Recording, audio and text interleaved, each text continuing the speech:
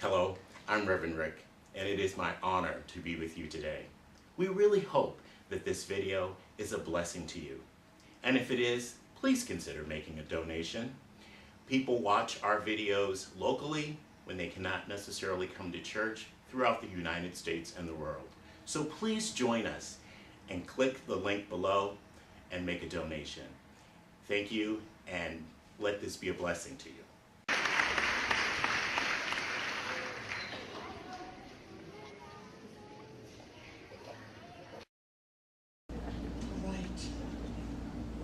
Let us prepare ourselves for today's message. If you put your hand over your eyes, I open my eyes to see the spiritual truth today. I open my eyes to see the spiritual truth today.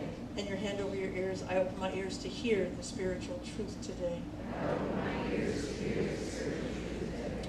And now over your heart, and just extend out your arms, I open my heart to receive the spiritual truth today.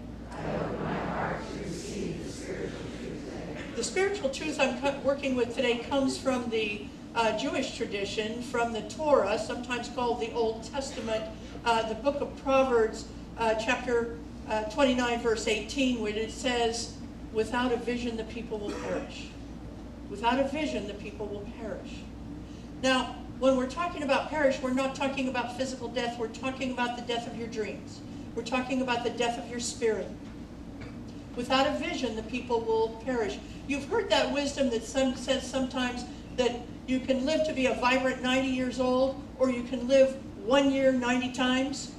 We don't want anybody living 1 year 90 times. We want vibrancy in our life. We were intended to grow, not to just count off the days until we're done, but to grow every single day, to grow in love, to grow in compassion, to grow in abundance, to grow in success, to grow in joy.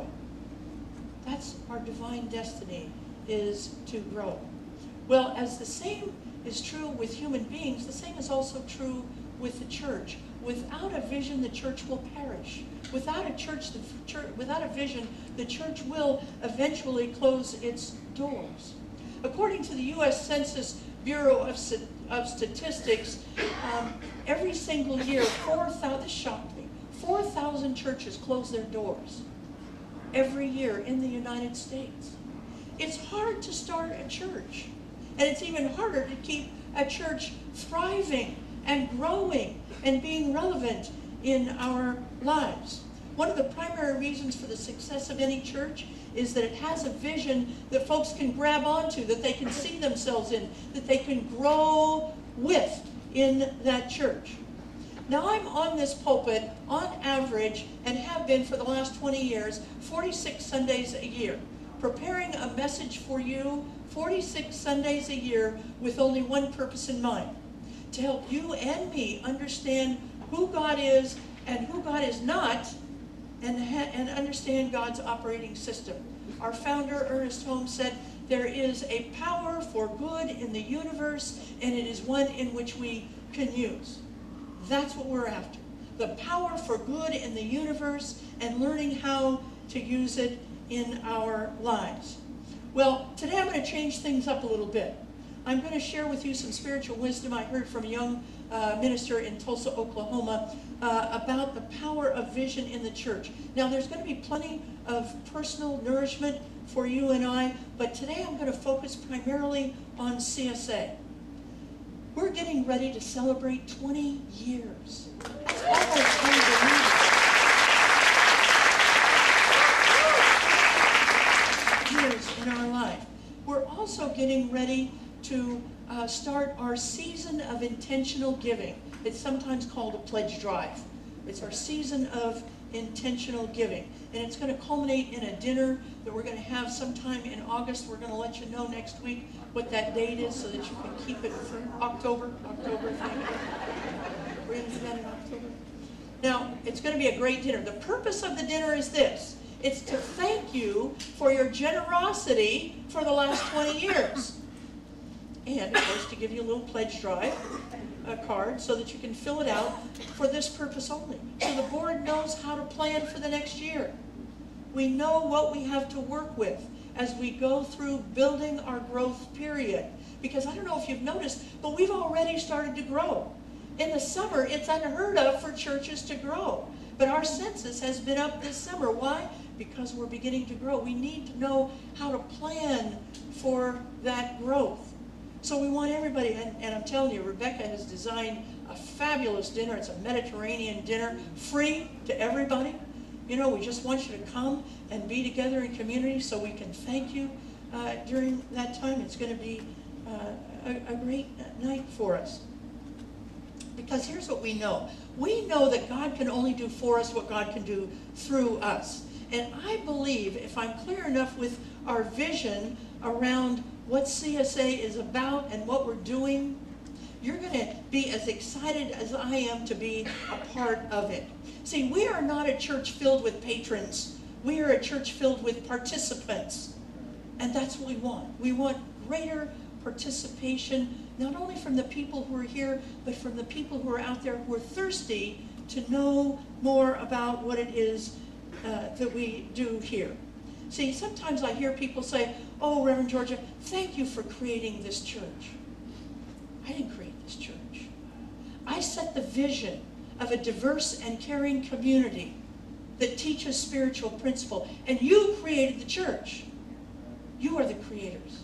We want to do more of that in our life. See, vision is a big deal. Vision is a very big deal. Vision in your marriages, vision in your jobs, vision in your parenting. Vision is a big deal. Many of us go through life and we see something and then we go after it. We see a job that looks interesting. Oh, I think I'll apply for a job like that. We see a man or a woman who meets most of our criteria and we think, oh, I'm going to ask them to marry me. We see, hopefully you don't, but I know some of you do. And some of you are sitting here reflecting on, oh, I not only did it once, but we're going to shift that. We're going to shift that now. Some of you are going to school and you see a degree and you think, oh, that degree looks like it'll bring in some money, I'll study that. That's walking by sight, not by faith. That's walking in a whole different way in our life. See, sight is what you see when your eyes are open. Vision is what you see when your eyes are closed. And when you catch the vision, what you've caught is the energy of God that is within you. God has a plan for our lives. Not a God in the sky that's directing us, but a God that is inside of us, that is constantly growing in our lives. Has a plan for us. You can't catch that plan with your eyes open. You have to begin to vision that plan. See, you've all heard that wisdom, walk by faith, not by sight. And whenever I do that in my life, I am so blessed. It's why I'm excited to share what I see when I close my eyes about CSA. When I close my eyes and I look at CSA, what I see is this room filled up with people waiting to get in. I see 9 o'clock filled up with people waiting to get in. I see us bringing back Saturday night because we don't have any seats left on Sunday morning. That's what I see when I close my eyes. Because I know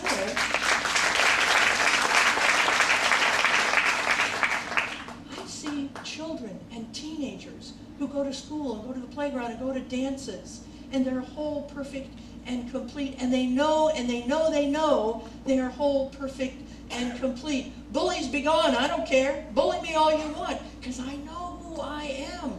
That's who I want. That's who comes to this church. That's what this church does for people. I wish I would have kept them, but I haven't.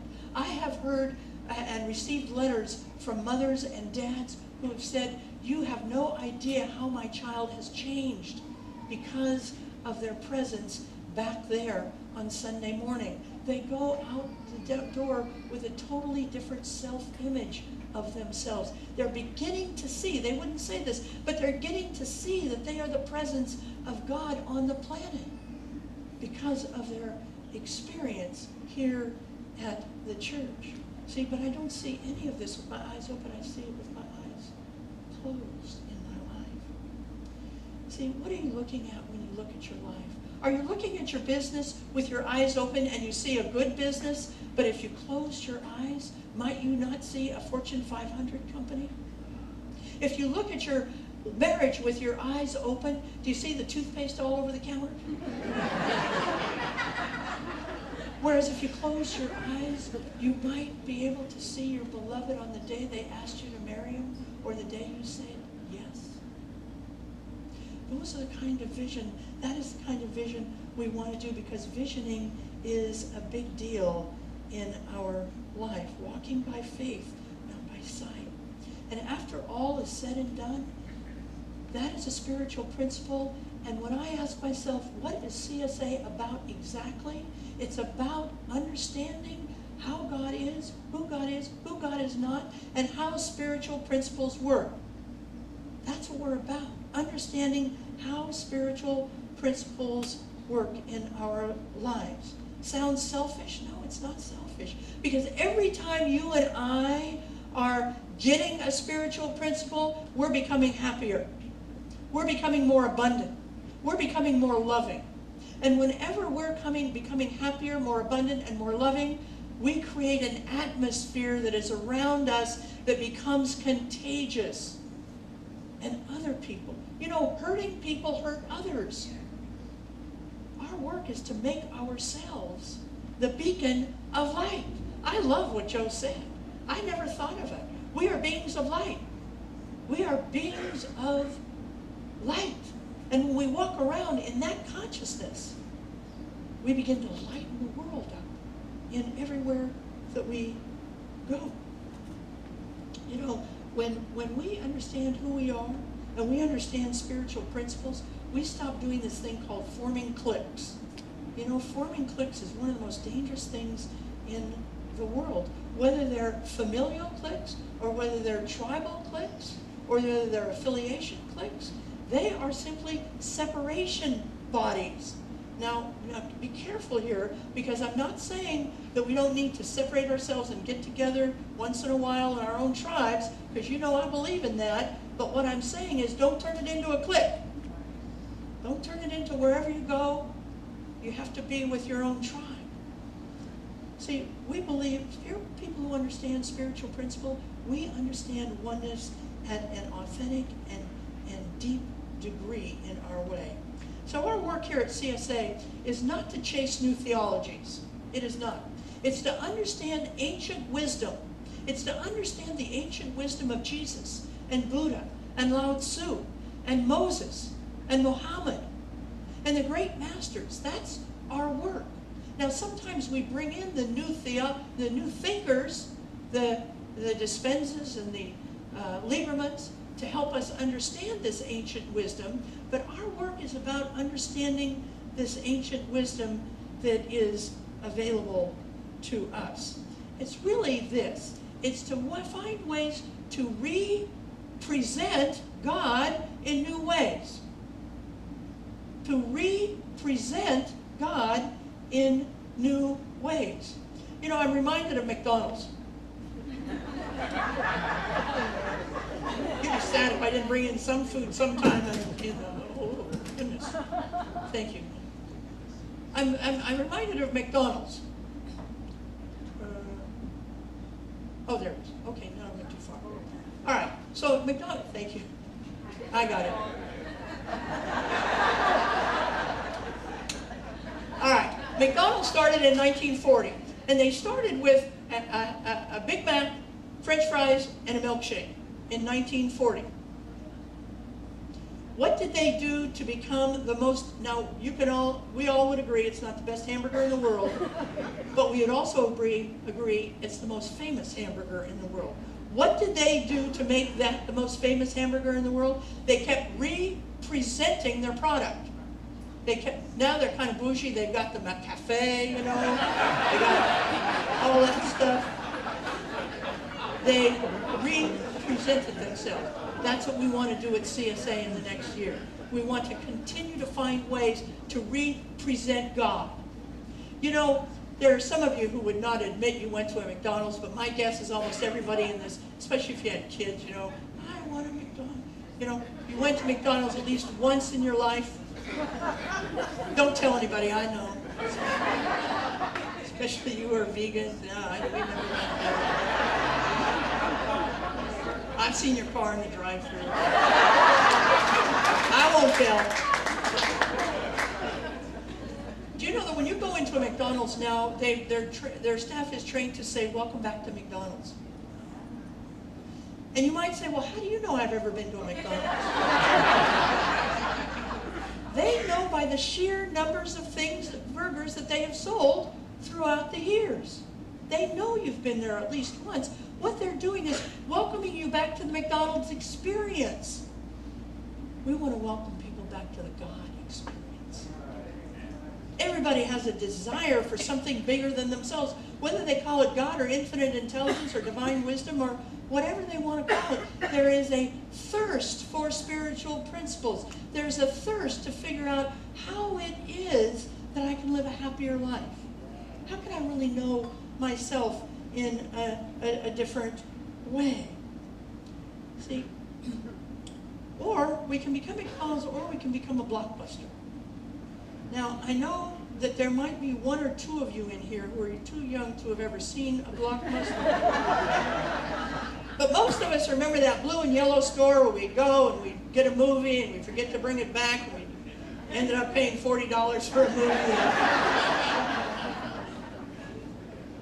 Guess what? They don't exist anymore. There are no more Blockbusters.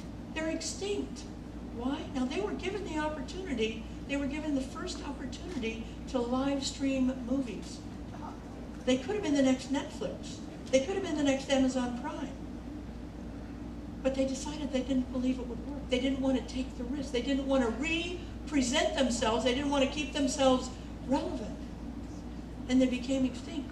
4,000 churches in America close every year. Why? Because they forgot to re-present God on the planet in a way that made sense in people's lives, in a way that up-leveled people's experience. Well, we don't want to become extinct, not on our watch.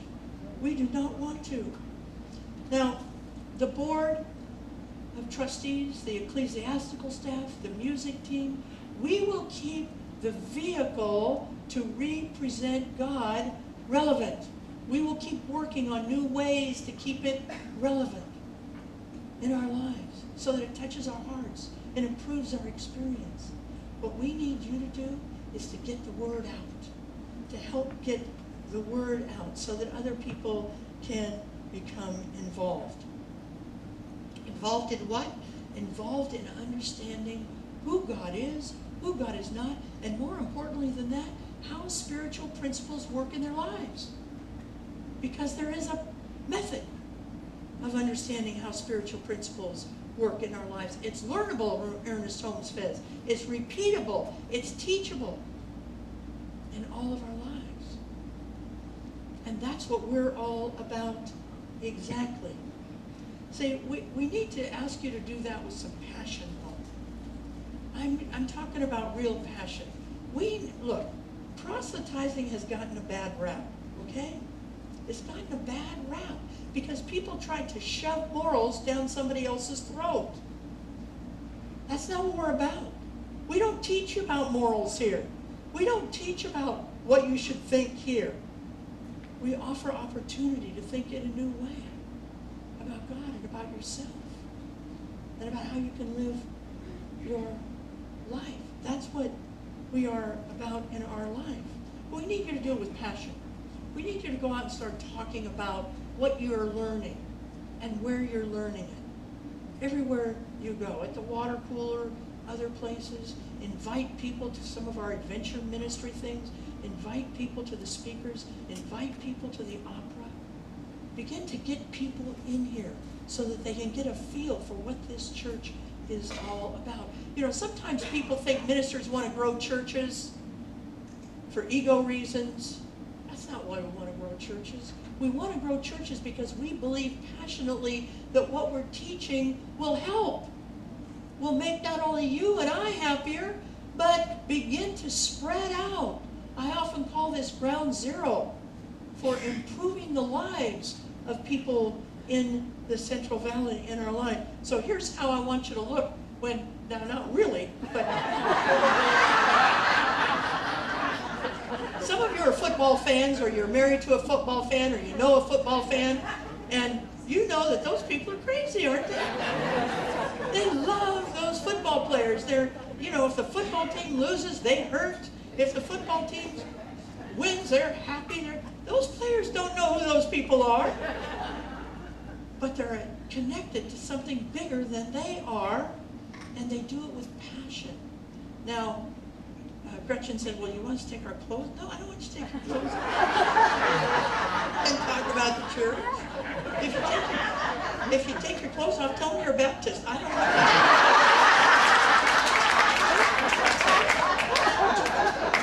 It's the energy, it's the feel that I want here. People sometimes say to me, who's your target market? It's a business concept. And I read a lot of business material because the truth is that in addition to be a powerful spiritual community, this is a little business that we run. So I read a lot of books and magazines about how to grow businesses. And they will all say, you need to know who your target market is. Now, if I were following Madison Avenue, my target market would be between people between 18 and 34. And the reason for that is because that's who Madison Avenue promotes. 90% of all of the products and television show and entertainment, all of that marketing is done to people between 18 and 34. Now there's a reason for that. I won't go into it. It's a long reason. And I want millennials here. We're working with them. Leadership is working with young millennials to find out how we can make this as relevant as we possibly can. Understanding that when you're between 18 and 34, Sunday morning is not the optimum time to get up and go to a place, okay? We get that. But we want you here, we're marketing to you, but that's not all we're marketing to. I want to also market to the businessman who, of whatever age, who comes in here and says, I'm having trouble with my bottom line. I want to tell them CSA has help for you. Or if they're coming in here and saying, not only am I having trouble with my bottom line, but I'm also wondering, is my bottom line all there is? CSA has help for you. I want to market to the exhausted single mother who comes in here struggling financially and who would love to have some adult conversation once in a while. Those of you who've been young single moms, you just like to talk to a grown person every once in a while. Or maybe she's having trouble with a teenager who's not thriving. That's who I want to market to. That single mom is who I want to market to. I want to market to the transgender person who deals with ridicule and disrespect every single day. And who wants to come in here. Because they want to worship an awesome God just like we do. And they want to know they're safe to come in here. Yeah, I want to say, come on in here. CSA has a place for you. We want you here. I want to market to the senior citizen whose adult children think they know what's best and is making their lives crazy. Now, I don't want to fracture families. I want to bring everybody to the table and saying there's spiritual principle and truth here so that seniors can live with dignity and make decisions about their lives and have input from adult children. That's who I want to market to here. I want to market to the person who's got a diagnosis last week and it's scaring the very bejesus out of them. I want to market to that person and say, CSA doesn't deal in mathematics. You are a unique being of light, and we don't know. And besides that, what we care about is every day you're alive is an optimum day. Every day you're alive is filled with spirit. That's what I want to market to in my life. I want to market to the young black activist who is afraid to come in here with their Black Lives Matter t-shirt or sign because they're afraid we're going to paste a oneness discussion on top of it. No, we're not going to do that. You bring your sign in here. You wear your t-shirt in here. We believe Black Lives Matter. That's who I want to market to. I want to market to the 10-year-old who is dealing with bullying and who knows it. And I want them back in there so that they can begin to understand let him bully. Let him go on and do it. It doesn't bother me at all because I know who I am. That's who I want to market to. I want to market to a woman in this congregation who, as at one time, was penniless, facing homelessness, had nowhere to live, had an old rickety car but no gas to put in the car, had only a couple dollars left for gas, for food, and she couldn't find a place to live. And finally she talked to a friend, and a friend said, well, I have an old beat up trailer out in the back and you can stay there for 2 weeks. And the woman said, I got out in that trailer and I was all by myself, and I knew nobody else was going to do this for me. I had to do it for myself. I finally got that. I had tapped out everybody I know. My family didn't want to hear from me anymore. My friends didn't want to hear from me anymore. This woman was smart enough to say, you can only stay here 2 weeks, because she knew I might stay there for the rest of my life. I want to market to that woman because when she got that revelation that she had to do it herself, she began to study abundance principles right in that little trailer. She began to read. She began to pray. She began to call people who she thought might have some wisdom for her. And I'm proud to say she's a powerful member of this church right now.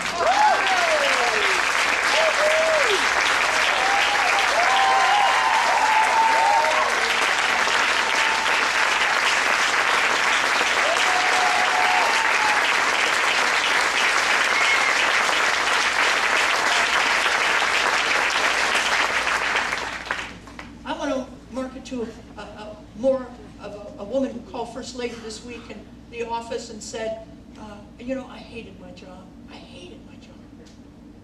And because of these principles and because of these teachings, I realized I needed to move. I needed to find a new job. And I did. And I love my new job.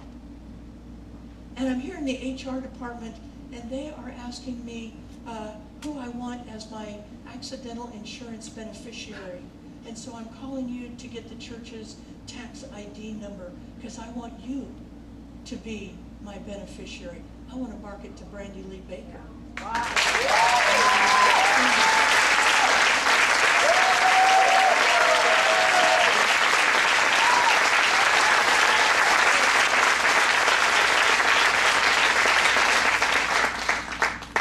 Hallelujah. This church means something in people's lives. It's moving. It's growing.